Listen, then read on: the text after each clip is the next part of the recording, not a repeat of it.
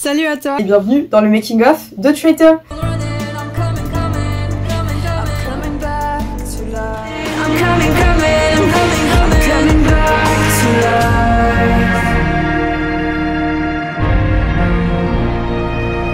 Je t'invite dès maintenant à prendre un café, un cookie, et je te laisse te poser devant le making-of de Traitor, la chanson qui m'a pris actuellement le plus de temps à produire. Dans ce making-of, tu vas avoir de la vidéo, tu vas avoir du son, tu vas avoir du tournage, tu vas avoir une explication sur les paroles. Tout ce que tu as besoin de savoir sur Traitor, tu vas le voir dans cette vidéo. Donc, je t'en dis pas plus et je te laisse avec le générique.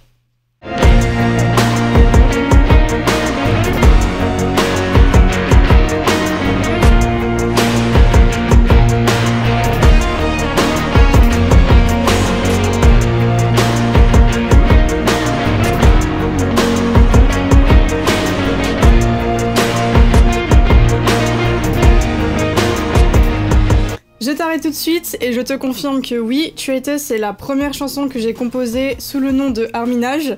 Ça fait depuis 2021 que je l'ai commencé. Donc effectivement, on a eu Hope by Dragons et on a eu Host qui sont sortis en avril 2023, mais ces chansons-là ont été créées bien après Traitor. Que Traitor, je l'ai commencé en réalité il y a 3 ans, c'est-à-dire en 2021, donc ça date vraiment.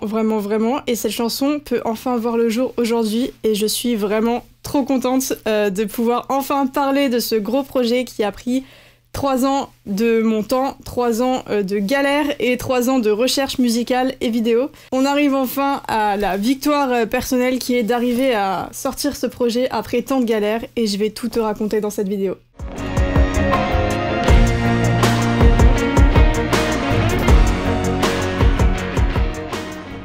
Il faut savoir que Traitor n'était même pas censé exister à l'époque où je l'ai composé en 2021 parce que je me rappelle que à ce moment-là, ça faisait 1 an que j'avais commencé les covers sur Arminage, donc ce que je faisais c'est que j'écoutais des instrus de chansons connues et j'essayais de les reproduire à l'oreille en essayant toujours de modifier quelques petites choses, donc des violons, des nappes d'instrus, et est arrivé le moment où je me suis dit j'aimerais bien faire de la composition mais je me sens pas encore capable de le faire parce qu'il faut savoir que la composition c'est beaucoup plus compliqué à poser qu'une simple cover. En réalité ça demande beaucoup plus de compétences, d'expertise. Et donc en 2021 je me disais bon il me faudrait à peu près 1 an et demi pour arriver à produire une composition Arminage. Pour l'instant, je vais me contenter de faire des covers, tout se passera bien, je vais réussir à progresser et à la louche, je crois que dans 1 an et demi, je serai capable de poser une composition. Ça ne s'est pas du tout passé comme prévu puisque 1 mois après, je me suis retrouvée à poser les premiers accords de piano de la chanson. Ça s'est passé un soir où j'avais pas mal d'inspiration et je me suis retrouvée vraiment à plaquer les accords de la chanson de manière complètement inattendue. J'avais déjà des paroles dans la tête, j'avais déjà une mélodie dans la tête et c'est arrivé très vite et j'avais même pas prévu ce qui allait se passer.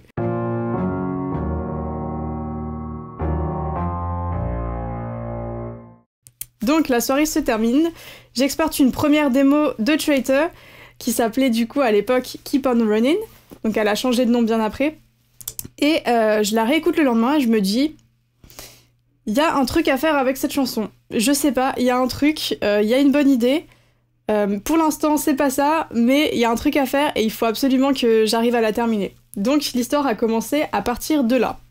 3 ans de prod sur une chanson, c'est absolument énorme, mais il y a plusieurs raisons à ça.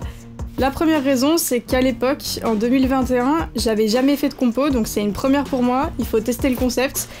J'avais pas vraiment de direction artistique non plus, j'avais fait des covers mais je savais pas exactement dans quel style j'avais envie de pousser et la composition c'est exactement ce qui te pousse dans un style au maximum, donc t'as pas d'excuse de te dire j'utilise certains types d'accords, j'utilise certaines mélodies. En fait là c'est vraiment toi qui crée tout de A à Z et donc il faut bien que tu réussisses à te placer quelque part dans quelque chose que t'aimes pour que ça soit à peu près cohérent.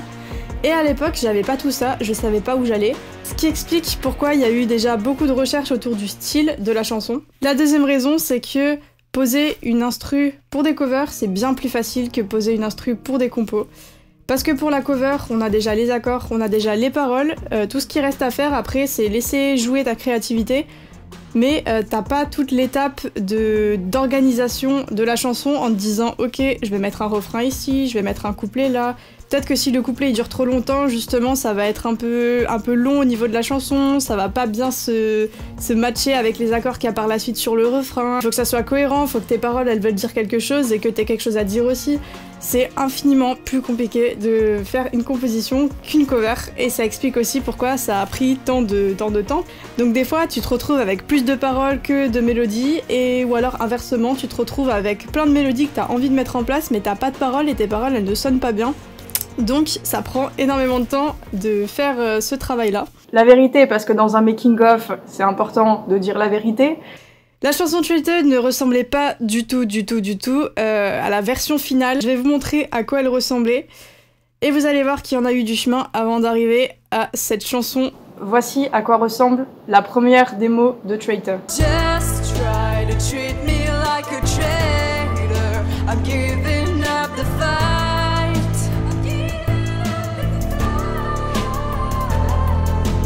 This is the end, the joke is over, so keep on running.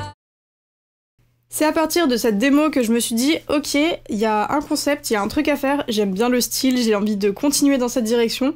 Le tout sans savoir si j'étais capable techniquement d'aller au bout du projet. Donc j'ai décidé de me mettre à fond sur la chanson et de la produire jusqu'au bout, quoi qu'il en coûte. Et je suis arrivée alors à une deuxième version de Traitor que voici. No, just try to treat me like a traitor. I'm giving up the fight. I'm giving up the fight. This is the end, the joke is over. So keep on running now. So keep on running. I'm coming, I'm coming back to life. J'avais maintenant le squelette de la chanson, il me fallait maintenant que je travaille au maximum la prod et le mix pour arriver à quelque chose qui me plaisait et qui soit à peu près dans l'air du temps. Et j'ai attaqué du coup la partie la plus dure du projet qui a duré plusieurs années. Quand je dis plusieurs années, c'était à peu près, faut compter 2 ans et demi, à peu près, 2 ans et demi. Et là je vous le dis tout de suite, ça a été la guerre. La guerre avec moi-même, la guerre avec le logiciel, la guerre tout court. J'ai galéré, j'ai testé des tas d'instrus, j'ai testé des tas de nappes musicales différentes, j'ai testé des tas de percussions différentes. J'ai essayé de m'enregistrer à plusieurs reprises sur des tons différents, donc sur des tons un peu plus doux, des tons un peu plus énervés pour voir ce qui correspondait à ma voix et ce qui correspondait à la musique. Pour des voix de qualité, il faut allumer cette merveille. Nous sommes lundi 20 mars et aujourd'hui j'enregistre les dernières voix pour Traitor.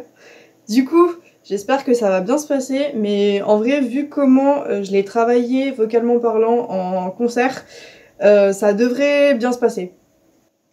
Just try to treat me like a traitor. I'm giving up the fight. J'ai testé des synthés, des vocodeurs, des claviers différents et tout ça sur 250 pistes.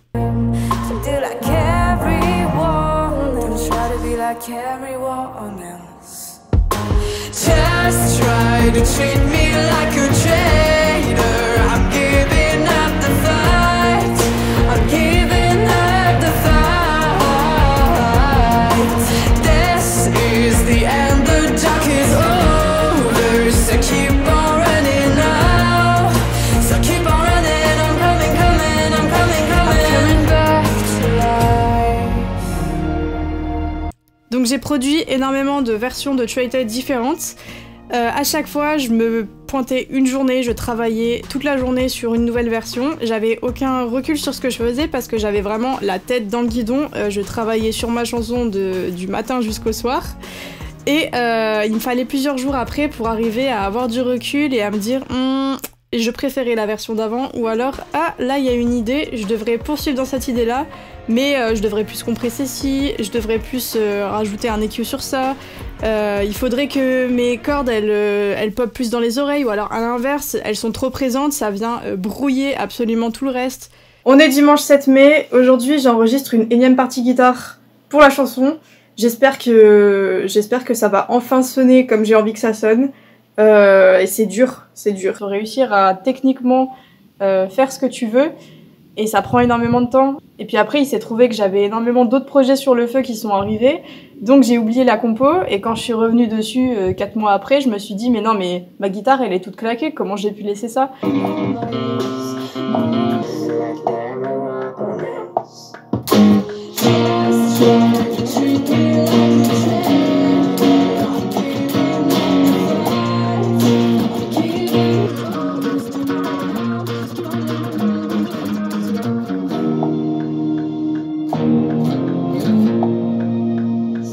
D'ailleurs, pour la petite anecdote, j'ai fini par produire de nouvelles versions de la chanson Traitor après le tournage du clip, donc ça veut dire qu'on a tourné le clip sur une version de Traitor qui était pas du tout définitive.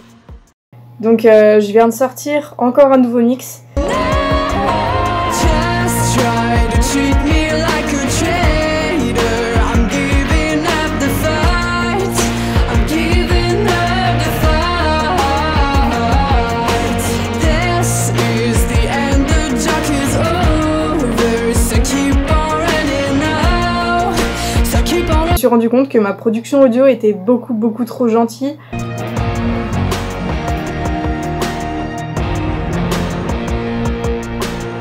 Et qu'il fallait vraiment que j'en mette plus, que je compresse plus, que j'en mette plus des tonnes, que je rajoute des reverbs que j'avais enlevés en fait. Donc à chaque fois, je me faisais une session Traitor, ensuite je me prenais 3 jours de pause où je travaillais complètement sur autre chose, et ensuite je réécoutais la musique pour savoir où est-ce que j'en étais, est-ce que ça me plaisait, et est-ce que selon moi c'était assez bien. Sauf que le problème quand tu fais ça, le problème quand tu travailles une prod sur du long terme, c'est que quand ta courbe de progression est rapide, tu produis une version toutes les 3 semaines, et le problème c'est que toutes les 3 semaines, la version que tu as faite devient obsolète. Donc je passais ma vie à produire de nouvelles versions de la chanson pour que 3 semaines plus tard, je me dise « mais je suis capable de faire beaucoup mieux, donc je vais recommencer ». Et donc ça a duré littéralement pendant 2 ans et demi. À chaque fois, je repousse mes capacités et mes limites en fait en mix. Donc ce qui est très intéressant, c'est qu'à chaque nouvelle version que je sors, je sais que je suis allée au maximum de ce que je pouvais faire, et en fait à chaque fois j'essaye de repousser ce maximum là, ce qui me permet en fait d'avoir vraiment une idée de ce que je suis capable de faire à l'instant T, et de me dire ok, mais il y a un an ça c'était mon maximum, et en fait je vois que ce maximum là il augmente. Et c'est super intéressant d'avoir cet aperçu là en tant que producteur, parce que ça te permet d'avoir presque vraiment une vision d'ensemble de ton travail et de ton évolution, et c'est super intéressant.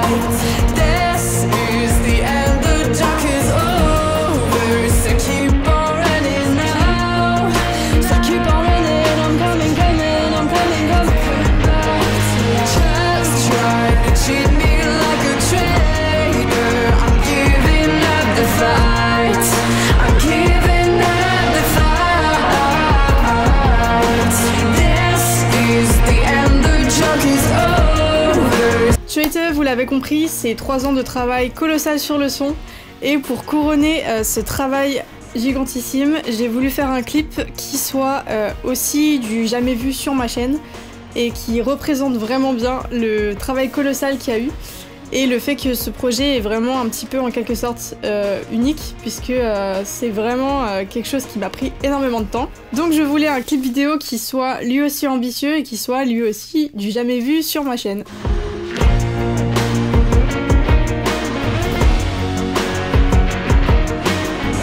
Donc j'ai proposé le concept et le projet à 5 danseuses, et on a commencé, donc on est parti sur un travail de 1 an pour produire la chorégraphie originale et tourner le clip de Traitor.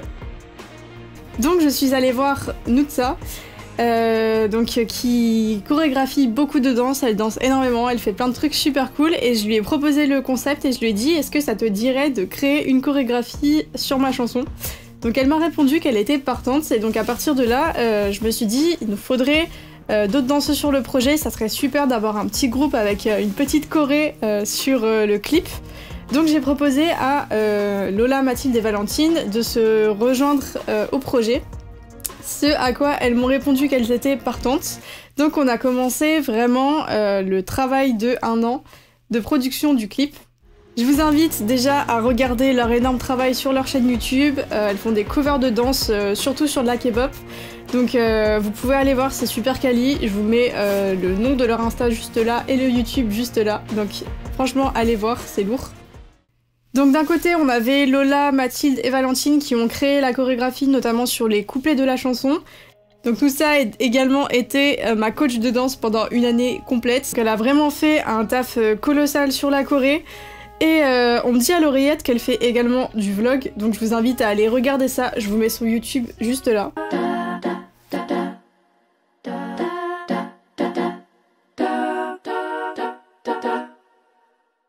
Et la dernière personne, la dernière danseuse qui s'est jointe au projet, c'était Maya. Donc on a commencé à travailler la chorégraphie à partir de juin 2022. Et donc on a beaucoup travaillé par vidéo, on s'envoyait notamment beaucoup de vidéos. Donc les danseuses m'envoyaient des vidéos, moi je faisais un genre de storyboard avec. Et on a communiqué comme ça, puis on a pu commencer en septembre véritablement à faire les premières répétitions. Donc on a commencé les premières répétitions à la rentrée 2022. On est dimanche 27 novembre et aujourd'hui c'est entraînement de danse pour Traitor. Et là ça fait à peu près 3 mois qu'on est sur la choré, on n'a pas eu le temps de beaucoup la taffer. Mais du coup il est temps de se rattraper parce que on aimerait bien tourner d'ici février. Du coup j'espère que ce projet pourra sortir avant 2024. Ça serait vraiment bien. Donc on verra.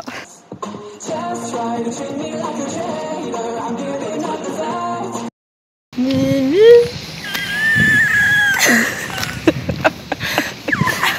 Donc on est mi-janvier et on n'a toujours pas de date de tournage, mais la chorégraphie avance bien.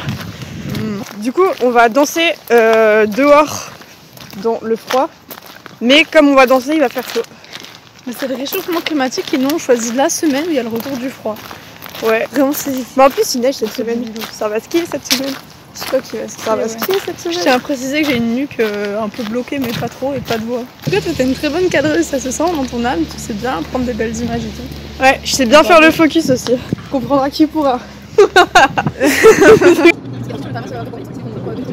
Du coup, ce projet a vraiment aussi été un moyen de me faire découvrir la danse parce que je connaissais pas du tout. Clac, et on s'arrête. Ouais, on s'arrête là. Ouais. Okay. C'était aussi énorme en fait de se dire, ok, on va tourner un clip et tu vas apprendre à danser en même temps que tu vas tourner le clip. Et du coup, je l'ai fait et du coup, je suis trop contente.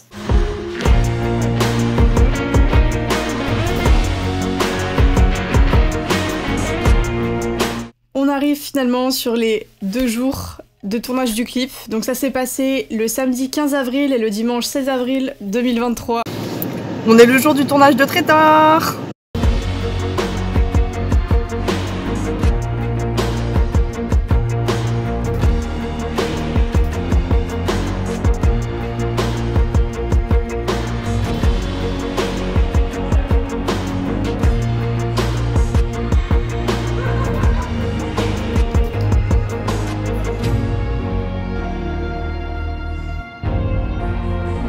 La brioche. C'est quoi la vérité? La vérité c'est que, voilà, en gros c'est que sous ce gaffeur là, il y a l'étiquette du pantalon et que pour qu'on la voit pas au tournage, bah on a mis du gaffeur dessus. Tu me fais faire des crimes contre l'humanité, mec. Si je pèse mes mots, tu me fais faire des crimes contre l'humanité. On a pu avoir droit à utiliser la salle de Eve sur le campus de Saint-Martin-d'Air. Donc c'est une salle de spectacle associative qui est collée en fait au bâtiment Eve. Donc c'était la salle parfaite qu'il nous fallait pour le clip. Merci encore à l'université Grenoble-Alpes, à tous les gens qui m'ont permis d'avoir accès à cette salle. C'est une chance énorme, c'est exactement ce qu'il nous fallait pour le projet et c'est génial d'avoir accès comme ça à des endroits, mais enfin juste trop bien pour les tournages. Ouais, le pain il est tellement bon. Le pain il est super. Le pain, on est d'accord, c'est le pain qui craque. Il est trop bon. Et alors, parce que du coup, faut qu'on explique. Et le bail, c'est que hier, on s'est pointé, du coup, hier, on était samedi, et on a installé tout ça là-bas. Samedi 15 avril, on arrive dans la salle vierge, la salle était vide, donc on a dû installer ce qu'on appelle les pendrillons. Les pendrillons, c'est quoi? C'est les petits draps noirs qu'on trouve sur les côtés des salles de spectacle. On a dû prendre des escabeaux pour installer les pendrillons, donc on les a attachés avec des élastiques pour pouvoir les faire tenir. Yanis est venu m'aider sur cette journée, encore merci Yanis. Il fallait absolument pas qu'on se rate sur les lumières, parce que les lumières, c'est la partie la plus importante d'un clip. Si tu rates tes lumières, tu peux être sûr de rater ton clip. C'est vraiment très important de les travailler au maximum pour que ton image soit propre. Les lumières, il y en avait deux types. Il y avait d'abord des lumières blanches, surtout pour éclairer la scène, et nous détacher du fond également, donc des lumières en face et en contre. Et le deuxième type de lumière qu'on a utilisé, c'était des grosses barres LED, donc pour donner une atmosphère à la chanson, mettre de la couleur et que ça serve également de stroboscope, donc que ça clignote au fur et à mesure de la chanson. Les barres de LED, il faut savoir que c'est moi qui les pilote depuis mon logiciel de son, donc j'ai programmé les lumières et leur clignotement et leur couleur depuis mon logiciel de son, donc ce qui permet vraiment d'avoir quelque chose de rythmé avec la musique. Quand je lance ma musique, la lumière est toujours la même, c'est super bien pour avoir notamment des raccords, que ça soit raccord avec la danse, que ça soit raccord au montage avec l'acting également. Donc c'était super important et puis c'est juste royal d'avoir des lumières comme ça qui sont programmées parce que t'as besoin de personne d'autre pour les gérer à ta place, donc tu programmes tout en amont et ensuite tu laisses l'ordinateur faire le taf. Ce système-là, j'avais commencé à l'utiliser en concert, donc cette année quand j'ai fait beaucoup de concerts, j'ai amené également mes lumières avec moi, ce qui permettait vraiment d'avoir toujours un peu la même cohérence sur mes musiques, d'avoir toujours les clignotements où je voulais qu'ils soient, notamment sur les refrains des morceaux, que ça serve également de stroboscope quand il n'y en avait pas forcément dans le patch lumière. Et pour les tournages de clips, c'est juste royal parce que tu les programmes, tu les mets un petit peu plus douces sur toutes les parties qui nécessitent un petit peu plus de douceur, donc les moments où la musique est, on va dire, moins punch. Et sur les parties punch, tu peux les mettre en stroboscope, tu peux régler ta couleur, tu peux faire tout ce que tu veux avec, et donc à ce niveau-là, c'était vraiment génial. Donc pour l'éclairage de la scène du tournage, on avait 6 barres de LED qui étaient posées sur le sol de la scène. On avait des projecteurs pour détacher les danseuses et les personnages du fond de scène. Et on avait pour éclairer la face des softbox. Les softbox, c'est quoi? C'est des lumières assez puissantes sur lesquelles on vient mettre une espèce de cage lumineuse. Souvent c'est en tissu, donc là souvent c'est une cage blanche, ça permet d'avoir une lumière très diffuse. Et dans notre cas, on a fait les tests, on a mis les softbox avec la petite cage en tissu et ensuite, après réflexion, on a décidé de les retirer. Pourquoi? Parce que la lumière qui était diffusée était beaucoup trop douce et le problème c'est que avec la fumée ça rendait vraiment très mal. Ça faisait un espèce de vieux truc blanc laiteux, en fait la fumée ça faisait vraiment un genre de brume très moche. Donc la lumière de face c'est super important. Pour donner un petit exemple, je vais mettre un extrait ici sans face et un extrait ici avec face, donc il y a quand même une belle différence. C'est vraiment super utile de mettre une face et de soigner sa lumière quand on filme un truc. Quand tu gères bien ta lumière, tu pourrais prendre le clip avec un téléphone si tu veux, ça rendrait bien. Donc on a mis tous les draps, on a mis... bonjour. On a mis tous les draps, on a mis toutes les lumières, on a fait des tests, on s'est entraîné pour la danse et là du coup aujourd'hui on a toute la journée pour tourner, enfin toute la journée, on a 5 heures. On avait 5 heures top chrono pour tout filmer. 5 heures pour tourner un projet qu'on a mis 1 an à faire, c'est rien. C'est rien par rapport à toute la technique qu'on a mis en place, c'est rien par rapport aux tests qu'on a fait, c'est rien du tout, donc on n'avait vraiment aucune marge d'erreur et il fallait que tout fonctionne et que tout soit calé au poil. Mais pourquoi 5 heures? Parce que on était disponible toute la journée, on avait la salle de 6h du matin à minuit le soir pendant 2 jours. Pourquoi 5 heures de tournage? Je vais vous expliquer. C'est bête et méchant, mais sur le tournage du clip de Traitor, je voulais utiliser de la fumée. Donc de la fumée de machine à fumer, innocente, gentille, de la fumée. Sauf que, il y a des détecteurs de fumée à Eve. Du moment où on allait activer la fumée, tous les détecteurs de fumée de Eve allaient se mettre à sonner, et on allait se retrouver avec la sécurité du campus qui allait nous arriver dessus, et les gardes du campus, ils sont très rapides. Je dis pas ça parce qu'on a fait sonner l'alarme le premier jour.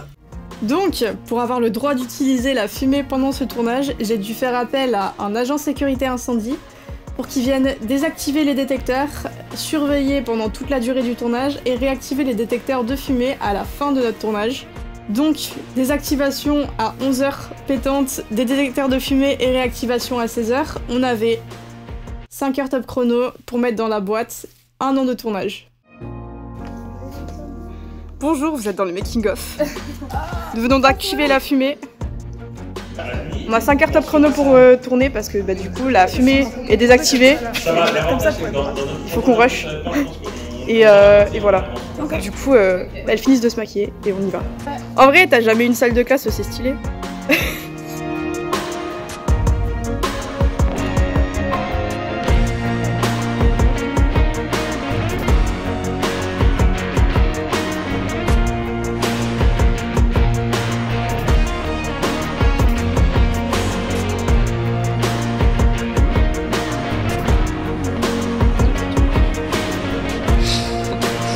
Très intéressant.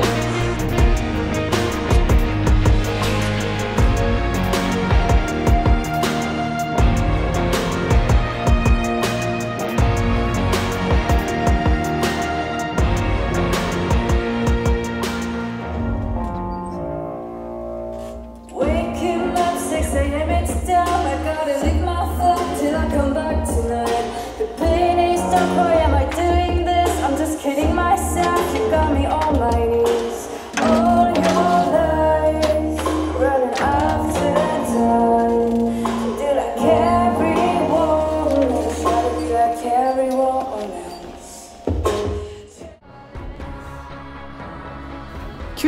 Que dire de ce projet fou, à part que sans toutes les personnes autour de moi qui ont été là, j'aurais littéralement rien pu faire. Je vous ai déjà présenté les danseuses, mais je vous invite encore une fois à aller voir leur travail artistique, c'est lourd, ça vaut vraiment le coup. Et je voulais également remercier d'autres personnes que j'ai pas encore présentées. On a Yanis qui nous a aidé sur la logistique, mais qui m'a également beaucoup aidé sur le tournage puisque c'est lui qui a tout filmé. Bonjour. Comme ça, tête, bureau. C'est exceptionnel. On a Maya qui était présente sur l'orga et sur la danse et qui est notamment venue en guest en faisant une chorégraphie sur mon live de la Belle Électrique. Exceptionnel. Toujours. C'est trop chou avec ton pain au chocolat.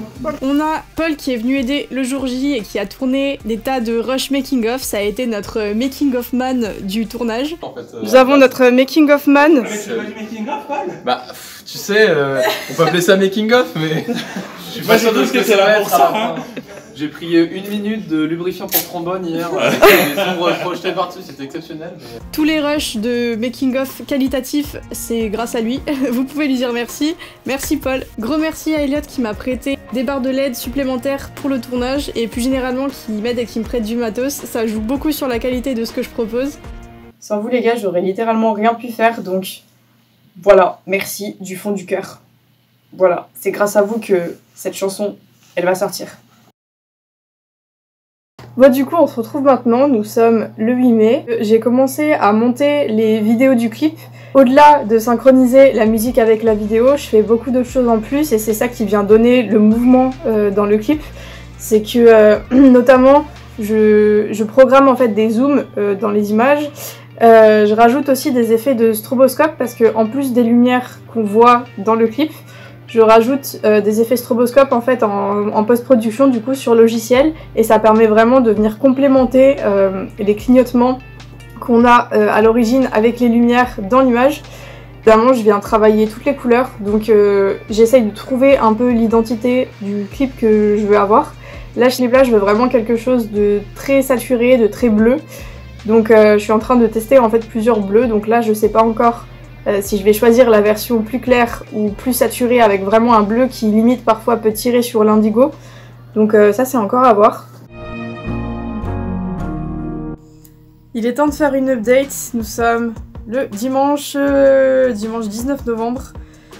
Le clip est en train de s'exporter derrière moi, j'en peux plus de ce clip, j'en ai clairement ma claque et c'est peu dire parce que c'est peut-être la 8e version que j'exporte et en fait le problème c'est que les vidéos sont très bruitées. Donc en fait ce qui s'est passé c'est qu'on a eu une galère de matos sur le tournage.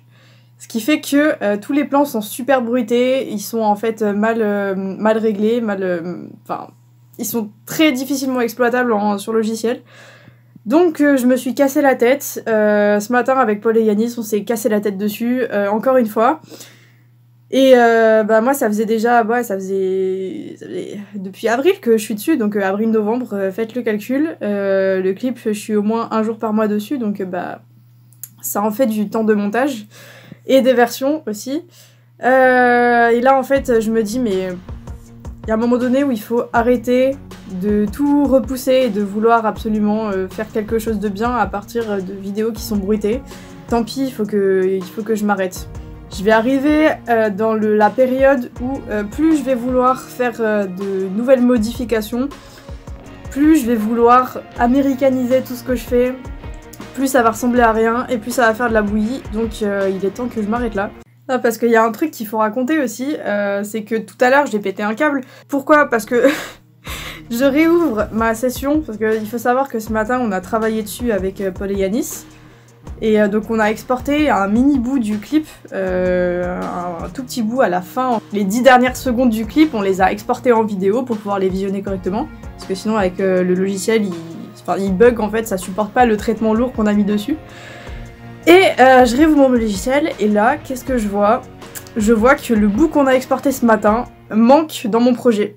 Donc j'ai perdu en fait les 10 dernières secondes du clip. Et je vois ça. Et je deviens verte. Sans rire, je deviens verte. Et en fait, là je commence à me dire non, il y a un moment donné où il faut vraiment s'arrêter. J'ai pris le morceau du clip qu'on a exporté ce matin. Et je l'ai remis dans le logiciel. Et j'ai exporté le clip 2 fois. Si vous êtes vidéaste, ne faites pas ça. C'est vraiment pas une bonne idée. C'est pas académique de faire ça. Il faut pas. Ça détériore la qualité du clip. Mais j'en peux plus. Il y a un moment donné où faut que je m'arrête. Il faut que j'envoie ce clip sur YouTube et je peux plus. Voilà. C'est mon rage kit officiel du 19 novembre sur le clip de Traiteur. Comme on dit dans la chanson, I'm giving up the fight. Je pense que c'est exactement ce que je suis en train de faire. La vérité partie 2. Voilà tous les exports du clip que j'ai fait jusqu'à maintenant. Donc en fait, il y en a carrément plus que 8. En fait, il y en a... il y en a genre 1, 2, 3, 4, 5, 6, 7, 8, 9... Ouais, je sais plus. Il y en a trop. La technique c'est bien joli, mais la musique c'est avant tout de la composition, des paroles, des idées. Traitor ça veut dire traître, mais de quoi est-ce que je parle dans la chanson ? Je vais vous expliquer.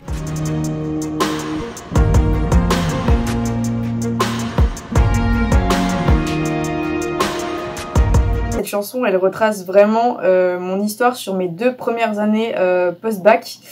Parce que il faut savoir que pendant cette période, j'ai été confrontée à... c'est pas vraiment un burn-out, mais je m'endormais en cours.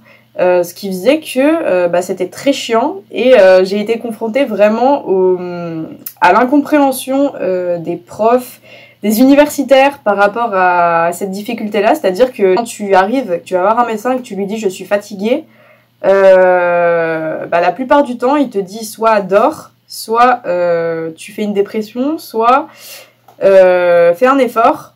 C'est dur pour tout le monde. Peu importe le temps que tu dors, en fait, tu seras toujours fatigué. Faut savoir que je faisais 2 heures de transport par jour, donc déjà ça n'aidait pas en fait le truc, c'est que déjà tu dois te lever super tôt. Et donc j'arrivais devant mes cours et là en fait mes yeux c'était des stroboscopes, c'est-à-dire que en fait tu lis ce qu'il y a devant toi, t'essayes de comprendre, tu te forces en fait, tu fais violence littéralement à ton cerveau pour essayer de comprendre un truc, mais au bout d'un moment ton corps il suit plus donc tu t'endors. Et donc du coup, tu loupes la moitié des infos et ça te demande 10 fois plus d'efforts en fait pour rattraper tout ce que t'as loupé. Donc en fait, ça s'arrête jamais et donc littéralement, j'ai vécu ça pendant mes 2 années post-bac. Et il y a un moment donné en fait où je pouvais plus. Il y a un moment donné où mon corps ne suivait plus et en fait, ça servait même plus à rien que je vienne en cours parce que je comprenais pas. Du coup, il y a vraiment eu un jour où je suis allée voir mon prof et je lui ai dit OK.